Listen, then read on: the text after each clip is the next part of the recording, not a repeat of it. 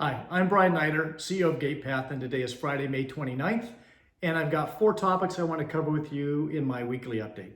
First one is on the shelter-in-place order. There have been changes taking place at the state level and also at the county level. Be sure to go to our website at gatepath.org to look for the latest update as it impacts our programs. We started hosting town hall meetings this week for several of our programs, our preschools and our adult programs.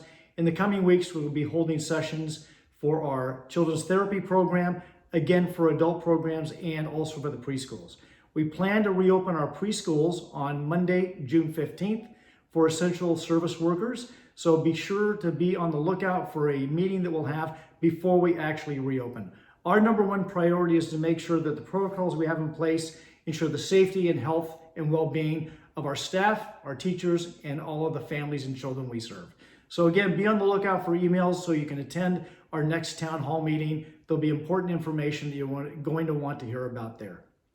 The next thing is on June 20th, that's our actual founding date, back in 1920, at 5 o'clock, we're going to have some very important news we want to share with you. So be sure to tune in and register. So go to gatepath.org/next100. So gatepath.org/next100 to hear more details about how you can register and be part of this special announcement that we're going to have on June 20th at 5 o'clock. You're not going to want to miss it. Next is some hero stories.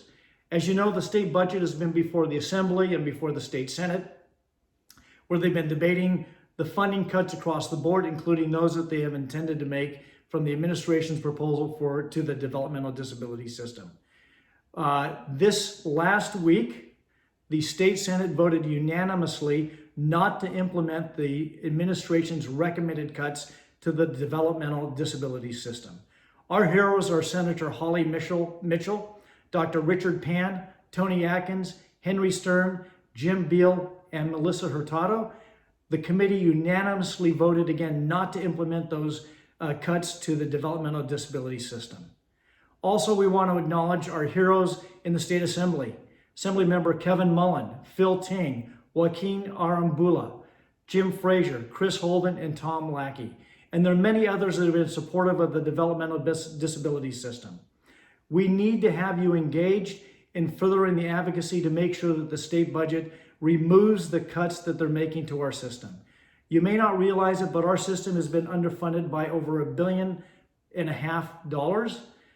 The state put out a report just this last February acknowledging the underfunding to that amount. That is a significant amount of money underfunding the developmental disabilities system. The cuts that are proposed would add roughly another $500 million, either in direct cuts or shifted costs to service providers. So we would end up with a system that's nearly $2 billion underfunded, almost 30% below what the state says we need to operate. That is not acceptable. California's most vulnerable population needs to be protected. We commend the State Senate. We're going to encourage you to support the Assembly to also making this recommendation to take back to the administration that we cannot afford these kind of reductions to our system that's been already underfunded for a decade. So the advocacy program, we're going to have on our website, you want to go to savedisabilityservices.org.